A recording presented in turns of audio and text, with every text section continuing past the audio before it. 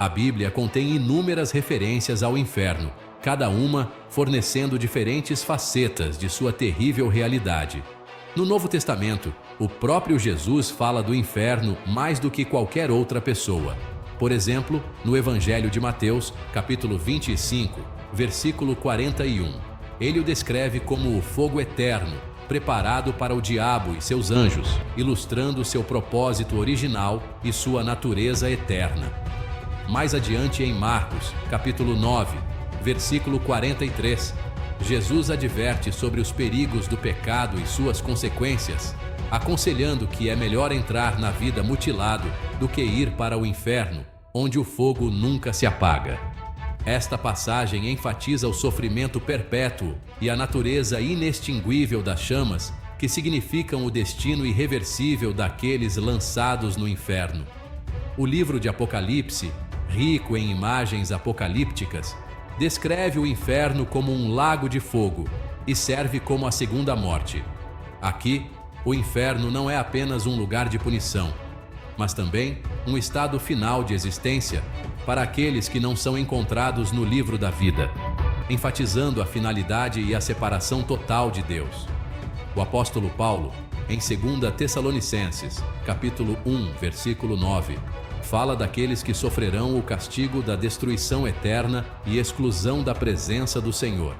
Esta passagem não apenas reflete a agonia do tormento físico, mas também o profundo desespero de estar para sempre separado da fonte de toda luz e vida.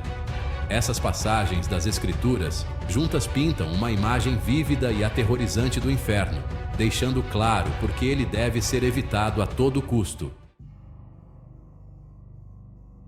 As Escrituras proféticas fornecem uma visão multidimensional do inferno, integrando-o à narrativa mais ampla da escatologia, o estudo do fim dos tempos. Em Daniel, capítulo 12, versículo 2, há uma menção daqueles que despertarão para a vida eterna e outros para a vergonha e desprezo eterno. Esta profecia destaca os resultados duplos do julgamento divino e prepara o cenário para as revelações do Novo Testamento. O livro de Apocalipse, uma pedra angular da profecia bíblica, frequentemente faz referência ao inferno. Ele descreve não apenas os atributos físicos do inferno, mas também as ramificações espirituais de ser lançado nele. Apocalipse, capítulo 14, versículo 11, por exemplo, descreve a fumaça de seu tormento subindo para todo o sempre, sem descanso dia e noite para aqueles que adoram a besta e sua imagem. Esta agitação eterna ressalta a natureza incessante do sofrimento no inferno. Isaías, capítulo 66, versículo 24, retrata uma cena sombria onde os cadáveres daqueles que se rebelaram contra Deus estão em exibição, e os vermes que os comem não morrerão. O fogo que os queima não se apagará. Esta imagem vívida e horrível serve como um aviso severo aos vivos sobre as consequências de abandonar o Senhor. Esses textos proféticos não são meramente para assustar, mas para chamar as pessoas à consciência e ao arrependimento. Eles servem como um lembrete da natureza justa de Deus, que faz cumprir a lei divina, mas fornece uma saída por meio da redenção e da fé. Compreender essas profecias no contexto do inferno ajuda crentes e estudiosos a compreender o escopo total do ensino bíblico sobre julgamento e salvação. A Bíblia, embora delineando as realidades severas do inferno, também oferece uma mensagem de esperança e salvação. O centro da doutrina cristã é a crença de que a fé em Jesus Cristo como Senhor e Salvador é a chave para escapar da condenação eterna.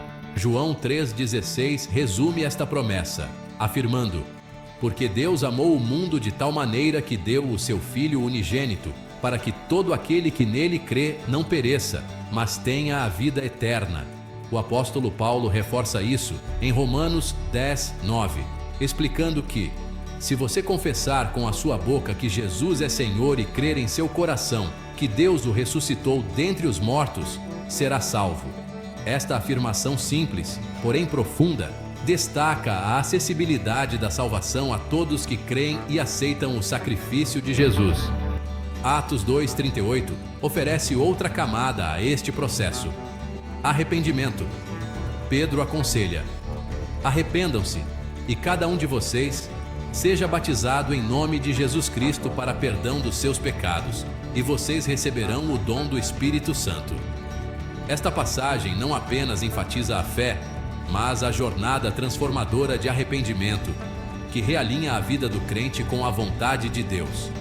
A salvação do inferno não é, portanto, conquistada por obras, mas é um presente da graça por meio da fé, acessível a todos que se desviam de seus pecados e abraçam o Evangelho.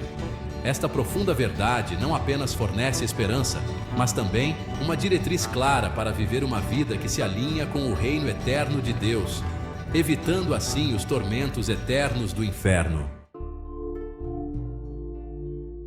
Em conclusão, a descrição bíblica do inferno serve como um lembrete sério das consequências do pecado e da importância da salvação por meio de Jesus Cristo.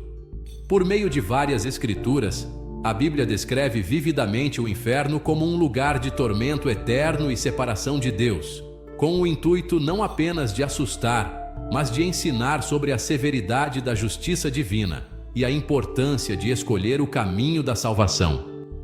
As escrituras proféticas enriquecem essa compreensão, integrando o conceito de inferno à estrutura escatológica mais ampla, fornecendo uma imagem completa do que aguarda no final dos tempos aqueles que rejeitam a oferta de redenção de Deus. Esses ensinamentos visam guiar os indivíduos em sua jornada espiritual, exortando-os a buscar reconciliação com Deus por meio da fé e do arrependimento. Por fim, a mensagem da Bíblia é clara: o inferno é real, assim como a oportunidade de evitá-lo. Ao abraçar os ensinamentos de Jesus, crendo em seu poder redentor e vivendo uma vida de acordo com a vontade de Deus, pode-se escapar das chamas eternas e alcançar a vida eterna. Esta mensagem de esperança e redenção está no cerne da fé cristã e é um farol de luz para todos que buscam compreender as profundas verdades contidas nas Sagradas Escrituras. Ao compreender e aderir a esses ensinamentos bíblicos, os crentes podem navegar em seus caminhos espirituais com confiança, garantindo que seu lugar na eternidade esteja seguro, não nas profundezas do inferno, mas na presença da luz eterna de Deus.